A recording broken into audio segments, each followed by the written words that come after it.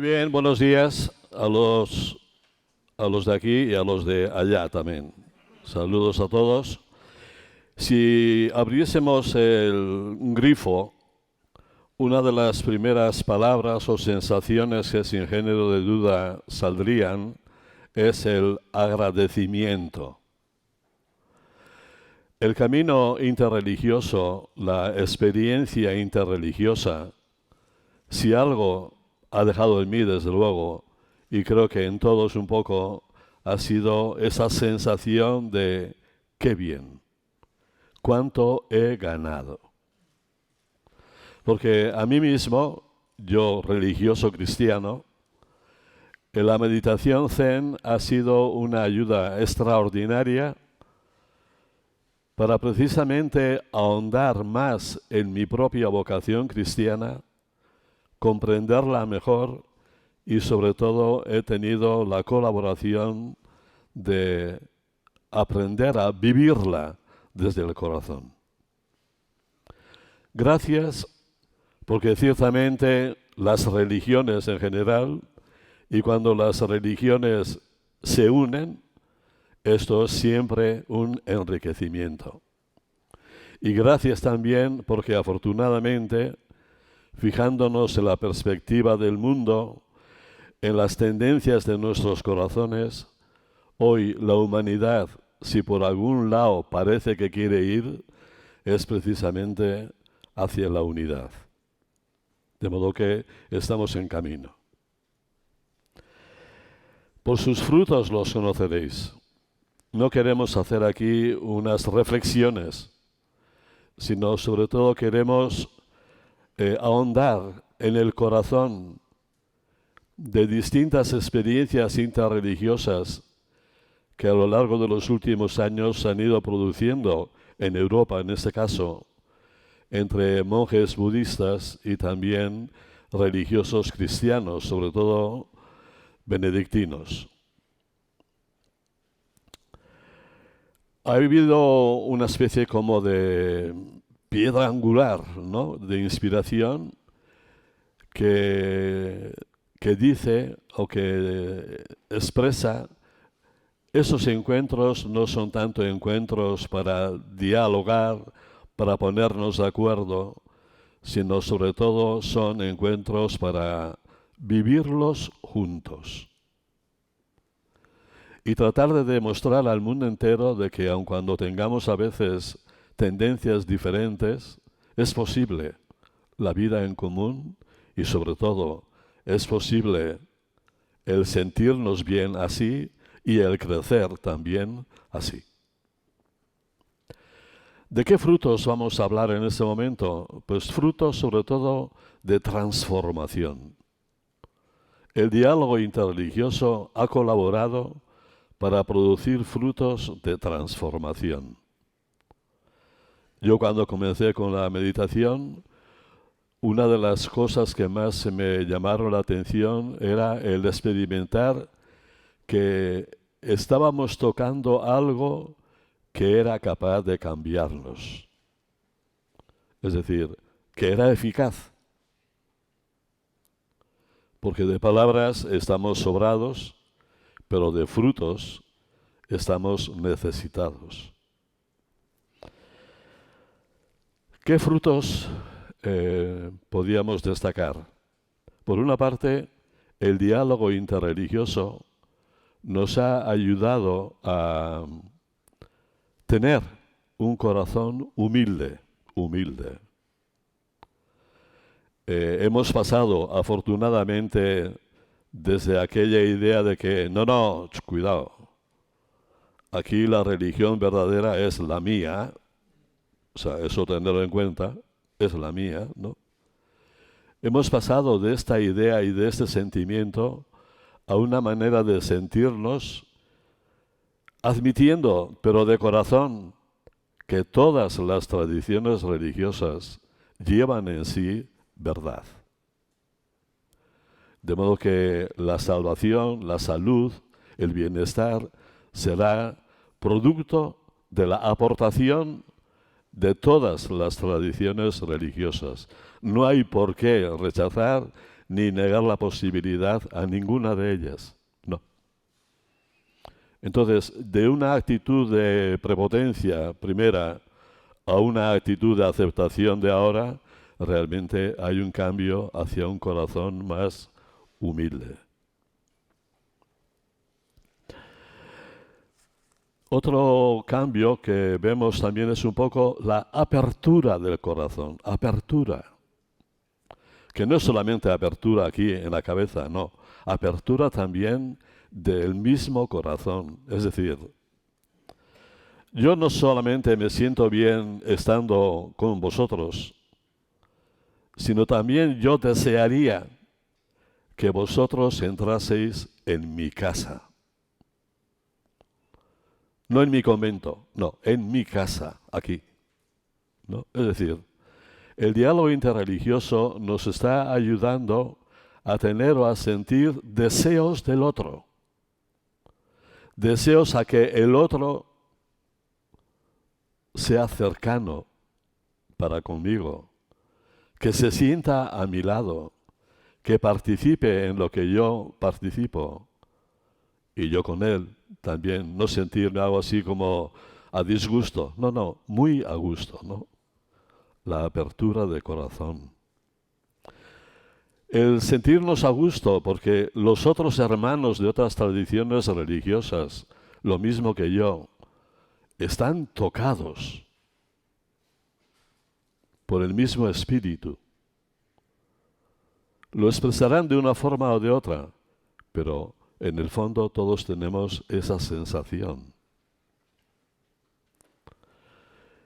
Una idea que me viene muchas veces es que, sobre todo cuando tengo dificultades con alguien, que no penséis que tengo dificultades con vosotros, no, con alguien, ¿no? El pensar de que si resulta que el Dios que me quiere a mí, también les está queriendo a ellos y en concreto a esa persona con la que a mí me cuesta convivir, ¿no? Entonces eso para mí es un pensamiento exigente en el sentido de que tengo que empezar a percibir la suerte de ese otro compañero mío. Tengo que empezar a aceptar que ese Dios bondadoso que yo le siento también se dedica a habitar en ese otro compañero, ¿no? Entonces, el ver que el mismo Dios está con todos y en todos, eso crea en nosotros una sensación extraordinaria de hermandad.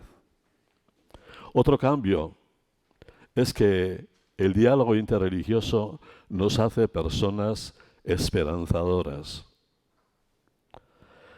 El problema interreligioso no es un problema, es una oportunidad.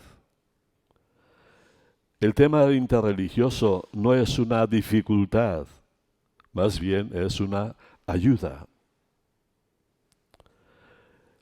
La comunión interreligiosa no es perder nada, sino ganar todos.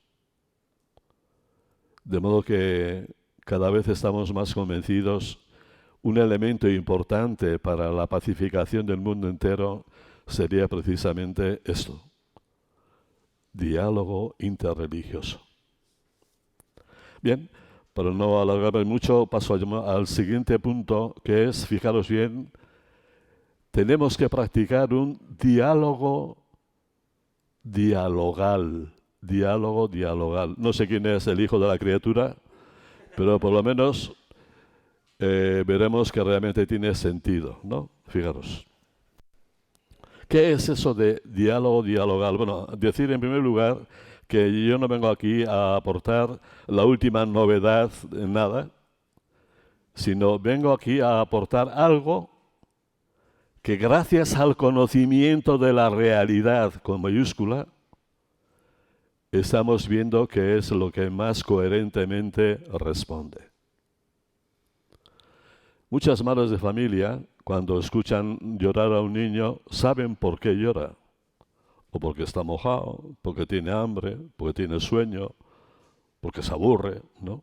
Entonces la madre le da aquello que responde a su necesidad, ¿no? Entonces el diálogo dialogal también es la respuesta más coherente a ese sentido de la realidad con mayúscula que vamos adquiriendo cada vez más en el mundo entero. Es cuestión de coherencia, no es una técnica ni tampoco es un medio, es sobre todo una respuesta. Bien, ¿qué es esto? Partimos, sí, que el diálogo dialogal es un modo de relacionarnos unos con otros de forma que nos damos la oportunidad a nosotros mismos de ser cambiados, pero gracias a la sabiduría del otro.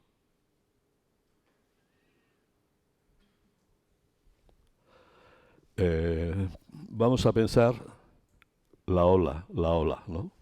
La ola. Hay un libro, La ola es el mar, del padre Billy Gizaher, benedictino, maestro zen también, ¿no? Y entonces él, y yo creo que la realidad es así, dice que lo que vemos, lo que palpamos, lo que sucede, ¿no? Tiene como dos elementos, la forma y también el fondo. Las olas serían las formas, ¿no?, que el mar adquiere. Pero cuando esas olas ya dejan de tener esa forma, vuelven otra vez a lo que son el fondo, mar. ¿Se me entiende esto? ¿No? Entonces, en el diálogo dialogal, claro que cada uno de nosotros somos olas. Y hablamos de las experiencias de esas olas que somos, claro que sí. Pero también en el diálogo dialogal, al ser fondo, no podemos por menos que hablar de ese fondo que también somos. Y resulta que mi fondo es igual que el tuyo. Océano, mar. ¿Se ve esto? ¿No? Entonces, cuando alguien me habla del fondo suyo, en definitiva, me está hablando de mi fondo. Y con las luces que me está aportando el otro con su fondo, pueden alimentar también mis propias luces de mi fondo.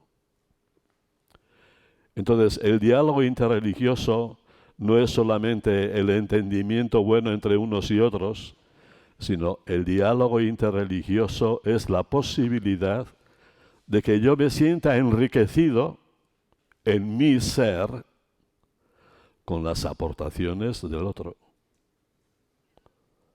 Él me habla de su ser y resulta que es el mismo que mi ser. Entonces, el diálogo interreligioso es algo así como la posibilidad de un crecimiento mutuo.